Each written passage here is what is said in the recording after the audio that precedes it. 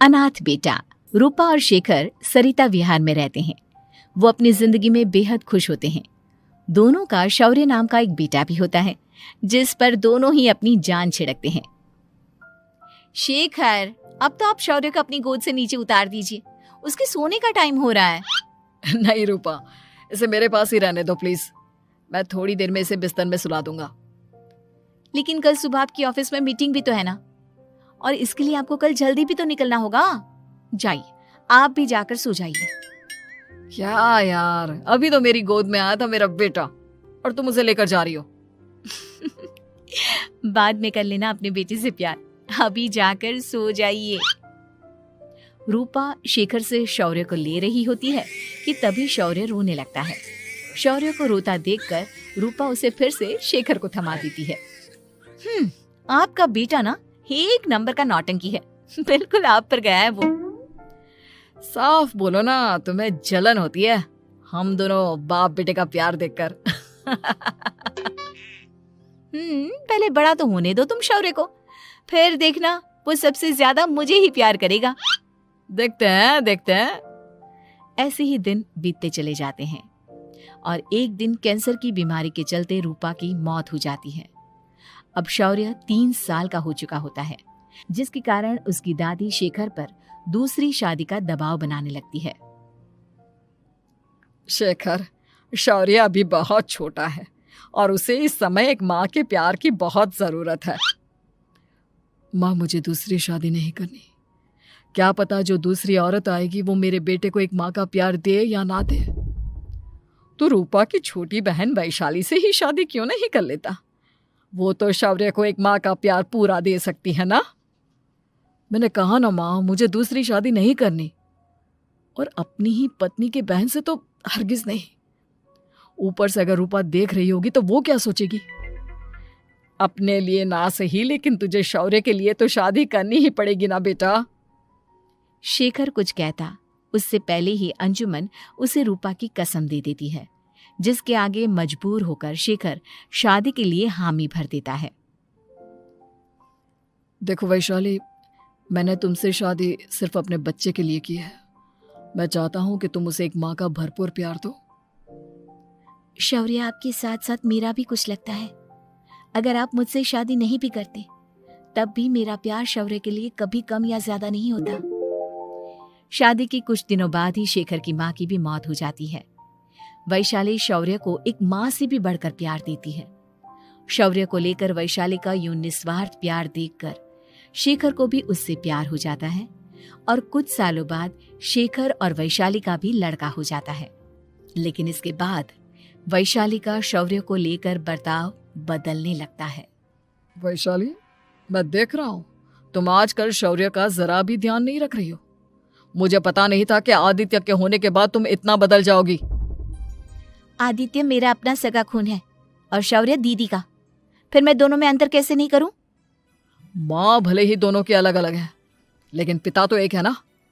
अगर मुझे पहले पता होता कि तुम इतनी जल्दी बदल जाओगी तो मैं कभी तुमसे शादी ही नहीं करता। हाँ, तो किसने कहा था आपसे मुझसे शादी करने के लिए? मैं थोड़ी ना आई थी आपके पास, आपकी माँ ही आई थी मेरे घर आपका रिश्ता लेकर।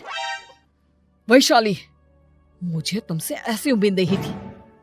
गुस्से में शेखर अपना पैर पटकता हुआ शौर्य को वहां से लेकर चला जाता है। पापा, मम्मा मुझसे प्यार क्यों नहीं करती? क्या मैं उनका सगा बेटा नहीं हूँ इसलिए मुझसे प्यार नहीं करती? मम्मा नहीं करती तो क्या हुआ बेटा, पापा तो करते हैं ना आपसे प्यार।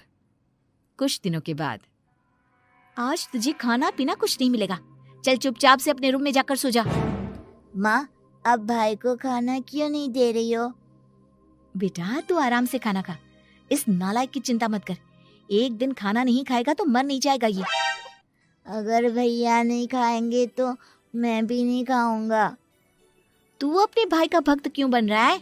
ये तेरा सौतेला भाई है, सगा नहीं जो तू लक्ष्मण बन रहा है। माँ, आपको इतना भी नहीं मालूम? श्री राम और लक्ष्मण सगे भाई नहीं थे। श्री राम माता कौशल्या और लक्ष्मण माता सुमित्रा की कोख से जन्मे थे। दोनों के सिर्फ पिता एक थे लेकिन माँ अलग थी। मुझे ज्यादा ज्ञान देने की जरूरत नहीं है, ये सतयुग और त्रेता युग नहीं है, समझे? आया बड़ा भाई का चमचा। इतना कहकर वैशाली वहां से चली जाती है। जिसके कुछ टाइम बाद शिखर वहां आता है और आदित्य उसे सारी बात बताता है। मुझे माफ कर दो शौर्य, तुम्हारी माँ के जाने के बाद मुझे दूसरी शादी का फैसला करना ही नहीं चाहिए था। अगर मैं दूसरी शादी नहीं करता तो शायद आज तुम्हारी ये हालत ना होती। नहीं पापा, अगर आप शादी नहीं करते तो मुझे आदित्य जैसा छोटा भाई कभी नहीं मिलता। थैंक यू मुझे इतना अच्छा भाई देने के लिए। तुम दोनों हमेशा ऐसे ही साथ रहना, फिर कोई भी तुम दोनों का कुछ नहीं बिगाड़ पाएगा। चलो मैं तुम दोनों को आइसक्रीम खिला कर लाता हूँ, बहुत भूख लग रही है ना। शिखर शौर्य और आदित्य को आइसक्रीम दिलाने लेकर जाता है। वो दोनों को पार्क में खड़ा करके आइसक्रीम लेने जा ही रहा होता है, तभी तेज रफ्तार से आती हुई एक गाड़ी उसे कुचल देती है और उसी पल शेखर की मौत हो जाती है, जिसके बाद शौर्य की जिंदगी नर्क से भी बदतर हो जाती है। सुन रे चिरकुट, इस घर के किसी भी सामान को मेरी मर्जी के बगैर हाथ मत लगाना। इन सब पर अब तेरा कोई हक नहीं है, समझा? ठीक है माँ, मैं आपकी इजाजत के बगैर किसी चीज को हाथ नहीं लगाऊंगा। चल जाकर अब पूरे घर की सफाई कर। महज 7 साल का शौर्य वैशाली के कहने पर अपने नन्हे नन्हे हाथों से पूरे घर की सफाई करने लगता है। ऐसे ही दिन बीतने लगते हैं, लेकिन मासी से माँ बनी वैशाली को उस मासूम से बच्चे पर जरा भी तरस नहीं आता। क्यों शौर्य, ये घर में इतनी गंदगी कैसे हो रही है? ढंग से सफाई नहीं की है क्या तूने? माँ मैंने तो अच्छे से सफाई की थी, लेकिन आदित्य बार बार इधर उधर चलकर गंदा कर देता है। अच्छा, खुद से एक काम ढंग से नहीं होता और अपनी गलतियों का जिम्मेदार मेरे बेटे को ठहराता है। इतना कहकर वैशाली बांस का डंडा उठाकर शौर्य को जोर जोर से मारने लगती है। तभी वहां वैशाली के मायके वाले भी आ जाते हैं और उसकी सारी करतूतें देख लेते हैं।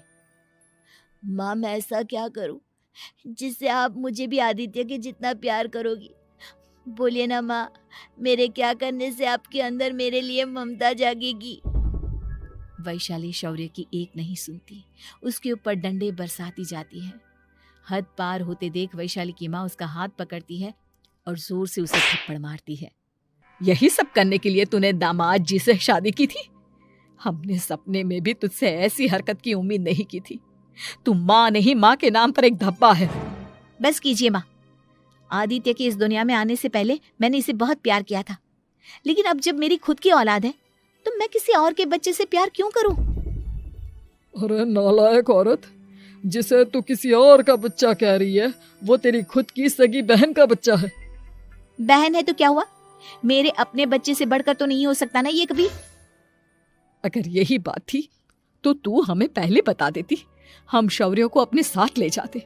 उसे इस तरह प्रताड़ित करने की क्या जरूरत थी? अगर आपको लेकर जाना है ना तो ले जाइए इसे, मैं नहीं रोकूंगी। नहीं माँ, मुझे कहीं नहीं जाना, मुझे आपके साथ ही रहना है। मैं तेरी कोई माँ बाबा नहीं हूँ, तेरी माँ मर चुकी है, समझा? अब निकल जा मेरे घर से।